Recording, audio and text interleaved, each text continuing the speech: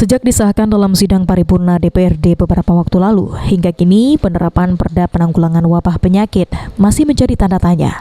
Apalagi saat ini pandemi COVID-19 di Sumatera Selatan mengalami peningkatan.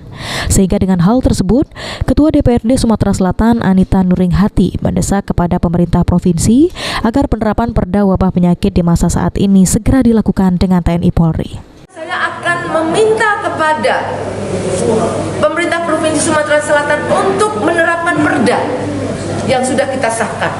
Karena perda selama ini belum diterapkan secara optimal.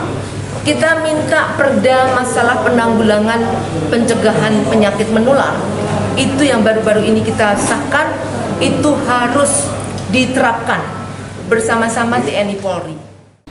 Selain itu, menurut politisi Partai Golkar ini, agar masyarakat lebih menaati aturan protokol kesehatan COVID-19 yang telah diatur oleh pemerintah untuk menekan angka penyebaran COVID-19 di Sumatera Selatan. Firman Hidayat, PAUL TV.